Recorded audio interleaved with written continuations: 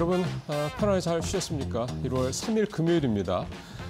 이데일리 TV 뉴스 브리핑 계속해서 이어가도록 하겠습니다.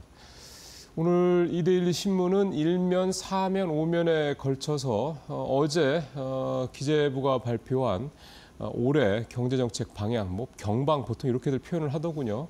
경제정책 방향에 대한 내용을 이제 이렇게 분산을 해서 실었습니다. 핵심 내용을 이제 사실은 이제 일면 톱 기사의 제목 그대로 보시면 되겠습니다.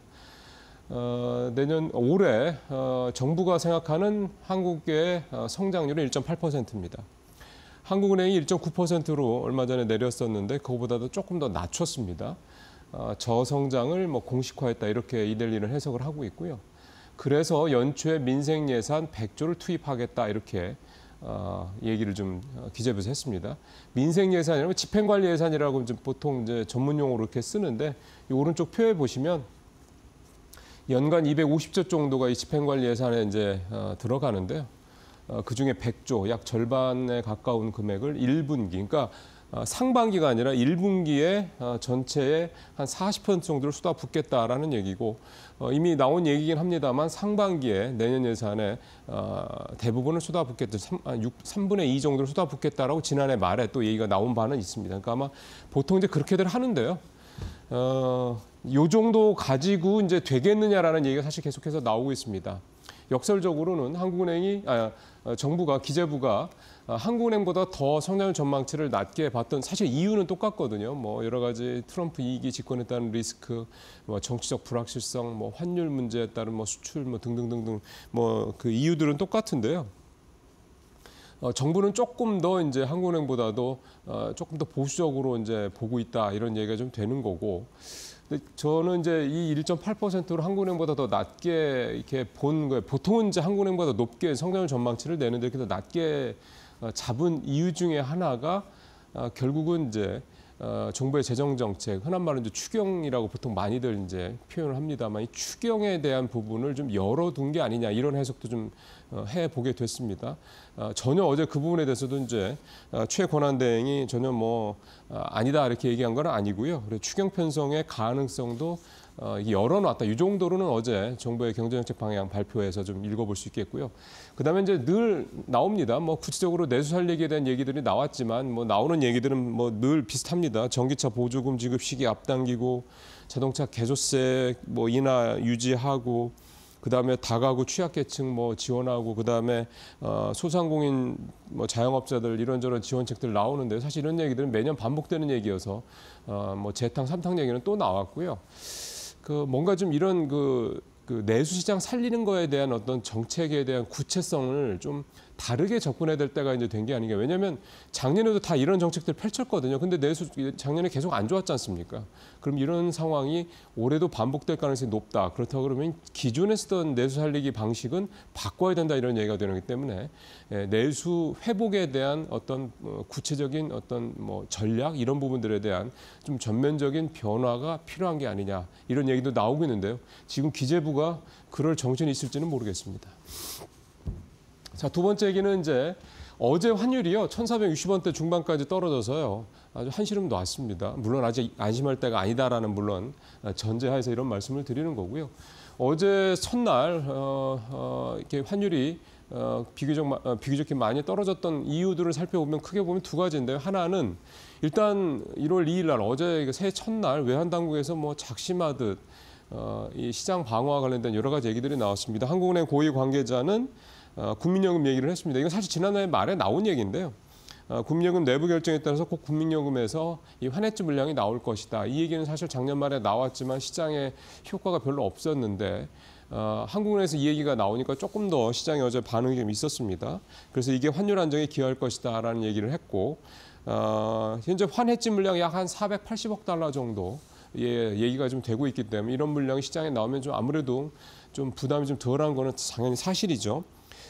그다음에 또 하나는 정책 불확실성 둔화 문제인데요.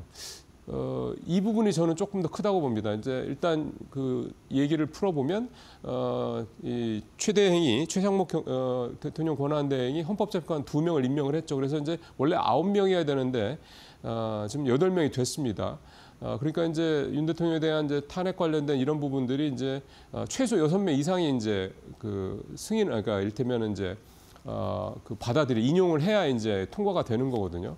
그러다 보니까 6명을 가지고 할 때는 리스크가 큰데 8명으로 늘어나니까 이제 통과 가능성이 높아졌다고 시장에서 보는 겁니다. 그래서 정치적 불확실성에 대한 둔화 부분이 있었고, 제가 조금 더 눈여겨봤던 거는 어제 이창용 한국은행 총재가 최상목 대행의 이 헌법재판관 2명 임명과 관련해서 굉장히 적극적인 지지 의사를 밝혔습니다. 그러면서 조금 더 정치적 발언을 했던 게 뭐냐면, 지금 다른 국무위원들의 발언 되게 조심해야 된다. 당신들 그 표현이 좀 그렇습니다. 당신들 그렇게 발언을 하면 대한민국 경제에 미치는 악영향이 굉장히 크다. 그러니까 생각하고 얘기를 하라. 이런 식의 표현까지 썼습니다.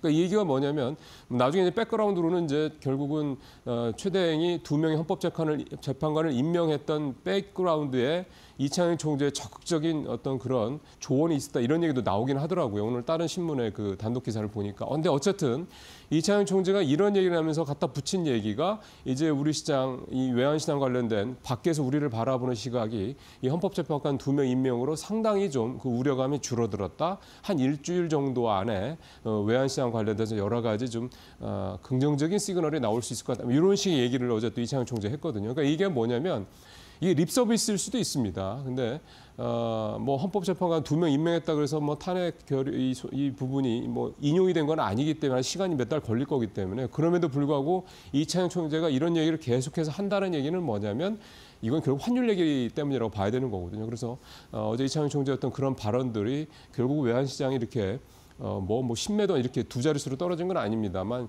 최근 사이 보기 힘들 정도로 환율이 많이 어제 떨어졌던 이유다, 이렇게 좀 해석을 해볼 수가 있겠습니다.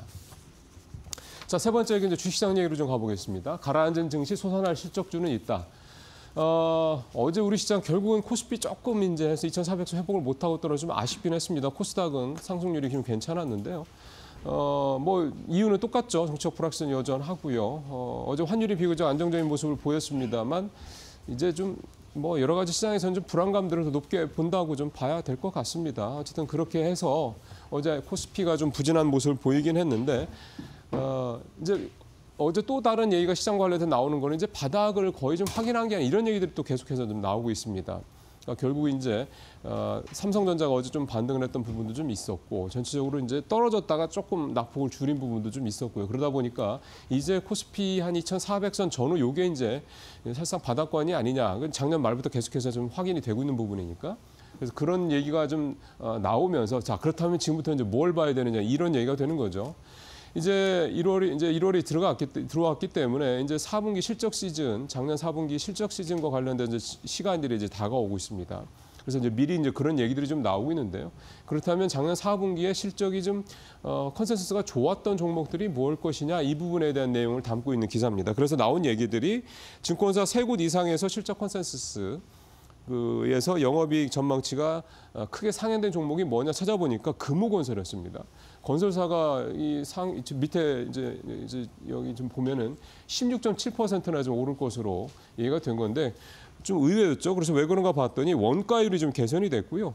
일부 계약의 어떤 증액 등 이런 것들 때문에 실적이 양호할 것으로 기대가 된다, 이런 내용이었고요. 좀 표에서도 보십니다만, 그 다음에 HLDNI, 이게 이제 옛날 한라건설이라고 이제 이해하시면 되고요. 여기가 한 4.9%.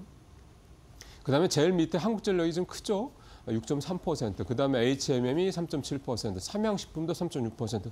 대략 요 회사들이 3곳 이상의 이제 증권사에서 실적이 예상보다 더 좋아질, 한 달 전보다 더 좋아질 것으로 예상된 종목들입니다.